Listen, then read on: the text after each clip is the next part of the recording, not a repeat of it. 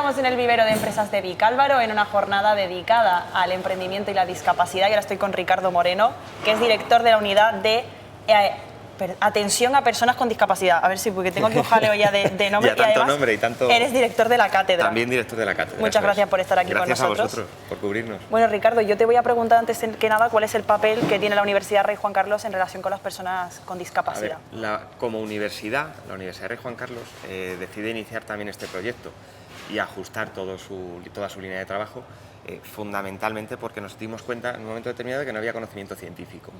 No había conocimiento científico, no había tradición de trabajo académica hacia el área del emprendimiento con las personas con discapacidad. Y no solamente no había conocimiento científico en España, sino que tampoco lo había a nivel internacional. No encontramos apenas evidencias científicas. Y las pocas que había publicadas en una revista científica potente se referían a casos que se tocaban de forma tangencial, pero no al emprendimiento como alternativa laboral. Sabemos que en el colectivo de personas con discapacidad la inclusión en el empleo ordinario supone un problema mayor que el que ya tienen las personas sin discapacidad, que tradicionalmente ha sido así.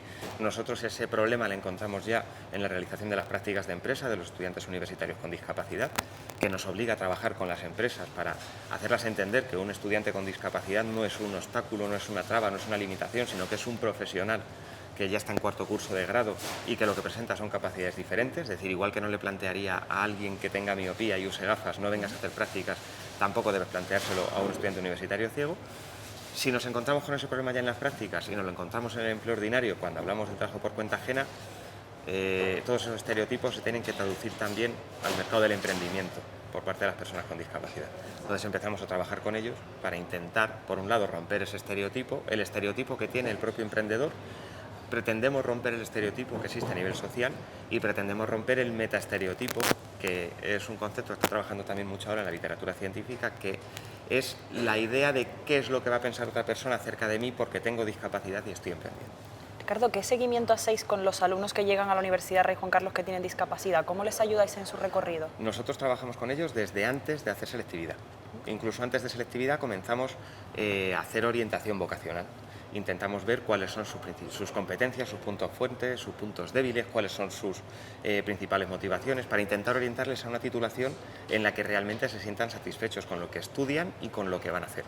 De manera que reduzcamos el fracaso académico, eso por un lado. Por otro lado, les acompañamos durante toda la carrera, realizamos todo el ajuste de adaptaciones curriculares, atendemos sus necesidades educativas específicas, atendemos la diversidad en todas sus variantes, les ayudamos a encontrar las prácticas y a encajar en el mercado laboral dentro de la práctica y hasta la salida de la universidad. Y una vez que salen de la universidad todavía mantenemos el contacto, porque en muchos casos lo que hacen es que o se reenganchan con nosotros en un máster oficial o bien simplemente necesitan ajustes puntuales dentro de su puesto de trabajo y siguen recurriendo a las personas de referencia que tienen, que son los terapeutas ocupacionales del servicio.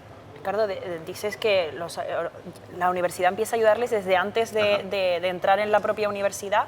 ¿Qué tienen que hacer estas personas para entrar en contacto con vosotros? ¿Tienen que apuntarse a algún tipo de...? En el caso nuestro, porque yo hablo de la Universidad de Juan Carlos, pero luego todas las universidades del país tienen servicios de atención a estudiantes con discapacidad. Nosotros trabajamos con profesores, con personal de administración y servicios y con estudiantes. En el caso de la Universidad de Juan Carlos, contactar con nosotros es muy sencillo. Nosotros estamos localizados físicamente en el campus de Móstoles, en el edificio rectorado, en el despacho número 10, y por correo electrónico nos pueden localizar en discapacidad.programa@urjc.es. En esa cuenta de correo electrónico contactan con nosotros y nosotros ya les damos todas las instrucciones de cuándo quedamos, cómo nos conocemos, qué evaluaciones vamos a llevar a la práctica y cómo empezamos a trabajar. Ricardo, imagino que habéis hecho muchísimos estudios porque estáis en continuo contacto con personas con discapacidad. ¿Cuál es el perfil del emprendedor con discapacidad? Pues el emprendedor con discapacidad fundamentalmente es un varón de mediana edad, soltero, sin hijos, con estudios universitarios y que inicia su trayectoria emprendedora en el ámbito más tecnológico, de la comunicación y tecnologías. Esto es el resultado de un estudio que ahora está pendiente de publicación en revistas científicas también, pero que ya publicamos en medios de comunicación, en el que participaron más de 300 personas de todo el país que son emprendedores con discapacidad y a partir de los cuales pudimos ver un poco la diferencia de perfiles. Y ahí vimos que efectivamente era lo que acabo de describir. Ricardo, en relación con el curso en el que estamos viviendo hoy aquí, ¿por qué es importante que existan este tipo de iniciativas en España? Por un lado, porque la sociedad debe darse cuenta de que existen más ciudadanos aparte de los que estamos habituados a tratar. decir, hay gente con capacidades diferentes que forman parte de nuestra sociedad y que tienen un conjunto de derechos que de alguna manera se están reclamando de forma continua por el movimiento asociativo, por los académicos y los profesionales que trabajamos en el sector.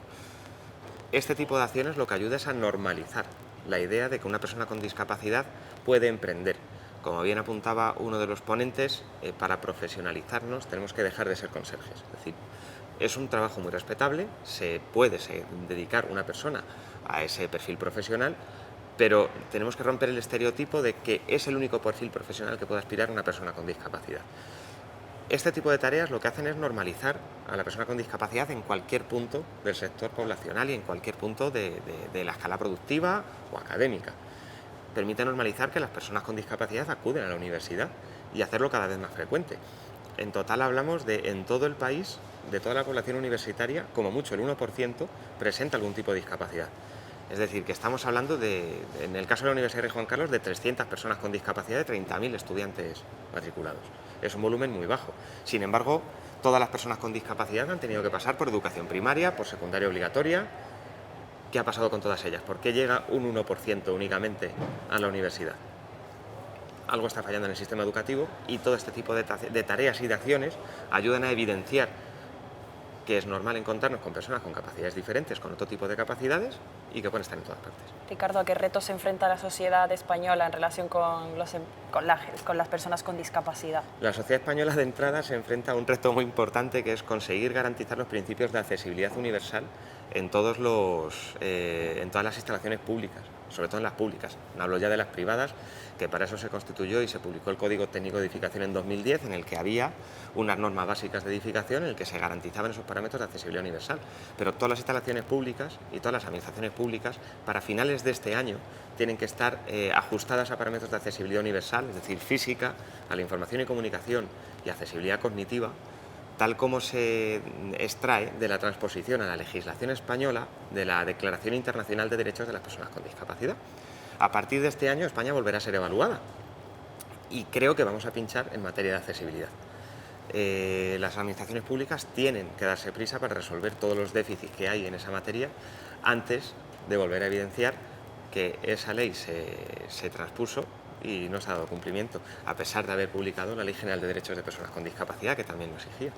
Y por otro lado, afrontamos una segunda situación que es necesaria, y es instaurar en los niveles educativos, sobre todo en los niveles educativos más tempranos, en infantil y en primaria, la normalización, la cotidianeidad del estudiante con discapacidad, de la persona con discapacidad en las aulas. Solo cuando nuestros hijos sean conscientes y convivan con las personas con discapacidad, generaremos una sociedad que el día de mañana entienda que las personas con discapacidad simplemente están y que no hay que preocuparse de exigir el cumplimiento o la garantía de sus derechos, simplemente se darán por descontado y las personas con discapacidad podrán decidir libremente qué hacer y cómo hacerlo, dónde y cuándo. Pues Ricardo, muchas gracias por haber estado aquí con nosotros y por la labor que hacéis. A vosotros, Gracias por todo. Muchas gracias.